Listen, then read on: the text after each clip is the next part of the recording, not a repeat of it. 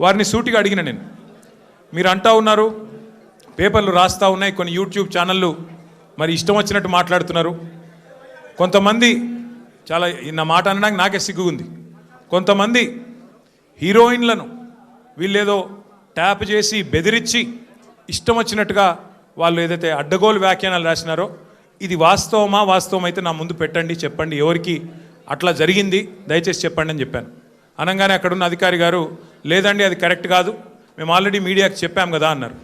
నేను అన్నది ఏంటంటే అయ్యా మరి మీరు కరెక్ట్ కాదు అని మీరు చెప్పిందేమో ఎక్కడో ఇంతంత వస్తుంది, మరి ఇష్టం వచ్చినట్టు మీరు ఇన్ని రోజులు నడిపిన కథనాలకు ఎవరు బాధ్యులు, మా కుటుంబాలకు మాకు కలిగిన క్షోభకు మా వ్యక్తిత్వ హననానికి ఎవరు బాధ్యులు, ఈ లీకులు మీరు నిరోధించలేరని అడిగిన. ముందుగా మీడియాకి నేను ఒక అపీల్ చేస్తూ ఉన్నా, దయచేసి ఈ ప్రభుత్వం లీకు వీరుల ప్రభుత్వం, వీళ్ళు కేవలం లీకుల మీద ఆధారపడి నడిచే ప్రభుత్వం.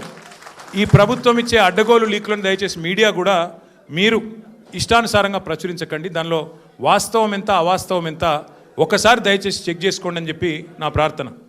మొన్న హరీష్ రావు గారు పోయి రాగానే నేను ఆశ్చర్యపోయాను, వాళ్ళు ఇష్టం ఉన్న కథనాలు. హరీష్ రావు గారికి ఇంటి నుంచి భోజనం వచ్చిందని ఒకరు, హరీష్ రావు గారు ఇట్లా అయ్యారు అట్లా అయ్యారని ఎవరు, ఇంకో 16 ప్రశ్నలు అడిగినారని ఇంకొకరు, తెల్లారి మళ్ళీ పేపర్లలో అదే అన్న తెల్లారి పేపర్లలో ఇంకోటి, ఇవాళ నేను అక్కడ ఉన్నప్పుడు కూడా అట్లా వేసింటారు, ఫలానా ఆయన తీసుకొచ్చారు ఇట్లా చేశారు ఉక్కిరి బిక్కిరి ఇన్ని ప్రశ్నలు. అంటే ఇది దయచేసి బాధ్యత గల మీడియా సంస్థలతో నా ప్రార్థన. 2 ఏళ్ళు అయిపోయింది, ఈ కాలక్షేపం జరగాల్సినంత జరిగింది, ప్రజలకు కూడా మీరు అందించాల్సినంత వినోదం అందించినారు, కానీ ఇకనైనా దయచేసి 1-2 సార్లు, ఎందుకంటే మాకు కూడా కుటుంబాలు ఉన్నాయి, మాకు కూడా అభిమానులు ఉన్నారు, మాకు కూడా కార్యకర్తలు ఉన్నారు, మాకు కూడా నియోజకవర్గాలు ఉన్నాయి. ఎస్, మీ ఇంటికి ఇవ్వాలని జూబ్లీ హిల్స్ ప్యాలెస్ మీదకి ప్రైవేట్ డ్రోన్ పంపితే ఊకుంటావా? ఆడ నీ బిడ్డనో నీ వైఫో ఉంటే వాళ్ళని ఇష్టం ఉన్నట్టు ఫోటోలు తీస్తే ఊకుంటావా? ఎవరి ఇళ్లలో పడతా వాళ్ళ ఇళ్ళ దొరబడతా, నా ఇష్టం ఉన్నట్టు చేస్తా, అరాచకం చేస్తా అంటే ఊకుంటారా అధ్యక్ష? ఇది పద్ధతేనా అధ్యక్ష? అంటే మీ కాడికి వచ్చేవరకే కుటుంబాలు, మీ కాడి కొరకు వచ్చేవరకే భార్య పిల్లలు, వేరే వాళ్ళకి లేరా అధ్యక్ష భార్య పిల్లలు?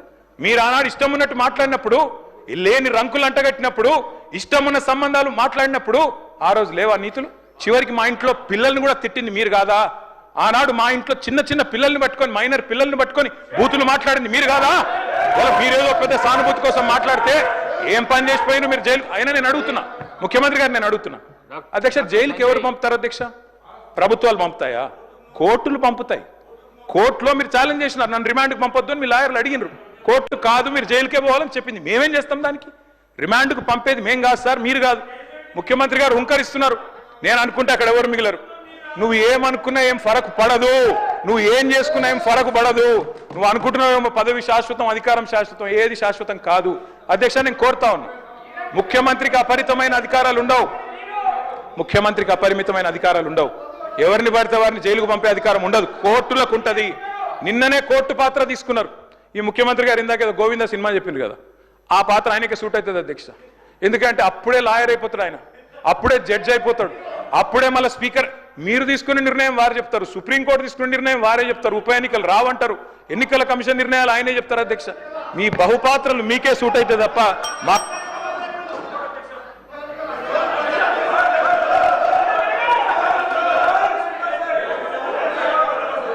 సార్ స్పీకర్ సార్ మీరు చెప్పారు, ఇన్ని పేర్లు చెప్పారు ప్రాజెక్టులు, నాగార్జున సాగర్, శ్రీశైలం, మంజీరా, మొత్తం కాంగ్రెస్ కట్టిన ప్రాజెక్టుల లిస్టులని చెప్పారు.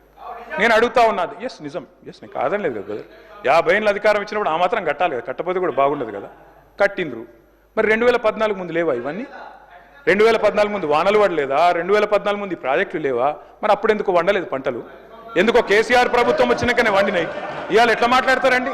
సూర్యాపేట జిల్లాలో రేవంత్ రెడ్డి గారు, సూర్యాపేట జిల్లాలో దయచేసి మీరు వినాలి. రేవంత్ రెడ్డి గారు నేను ఒక మాట అంటాను, మీరు నేను చెన్నై మీటింగ్కి పోయినాం, అక్కడ మీరు ప్రతిపాదన పెట్టిండ్రు, పెడితే నేను మీ పార్టీని కాదు, మీరు నేను ఇక్కడ ఉప్పు నిప్పులకి కొట్లాడుకుంటాం. ఆడ పోయినాక నేను మిమ్మల్ని గౌరవించి మా ముఖ్యమంత్రి గారు చెప్పిన మాట కరెక్టు, 33% కాదు 36% ఇవ్వచ్చు అని చెప్పిన. ఎందుకంటే నాకు ఆ సంస్కారం ఉంది. హద్దులు దాటినాక, సరిహద్దులు దాటినాక నువ్వు మా ముఖ్యమంత్రి కాబట్టి నేను కాపాడాలి, నేను గౌరవించాలి, నీకు డిఫెండ్ చేయాలి, అది నా బాధ్యత. కానీ ఇక్కడికి వచ్చిన తర్వాత కూడా మీరు ముఖ్యమంత్రి పదవిలో కూర్చున్న తర్వాత కూడా గంత ఫ్రస్ట్రేషను, గని రంకెలేస్తే కుదరదు. ప్రతిపక్షాల మీద మాటలతో డైలాగులు దాడి చేస్తా, పంచ్ డైలాగులతో దాడి చేస్తా కుదరదు. పరిపాలన అంటే పంచ్ డైలాగులు కాదు, పరిపాలన అంటే ఇప్పుడు మీరు చెప్పిన కష్టాలన్నీ ఉంటాయి. పరిపాలన అంటే ఇప్పుడు మేము 2014లో మేము కూడా ఆడికి వచ్చినాడు ఇవన్నీ కష్టాలతోనే మేము కూడా స్టార్ట్ చేసినాం మెల్లమెల్లగా ఒక్కొక్కటి సెట్ చేసుకుంటేనే ఈడి దాకా వచ్చినాం. I wish you the best Revanth Reddy గారు. కానీ దయచేసి మీరు అన్నారు కదా కక్ష సాధింపు లేదు. కక్ష సాధింపు లేకపోతే నేను అడుగుతున్నా అధ్యక్ష, ఎందుకు రద్దు చేసినారు అధ్యక్ష? మేము తెచ్చిన పథకాలని, మేము తెచ్చిన ప్రాజెక్టులను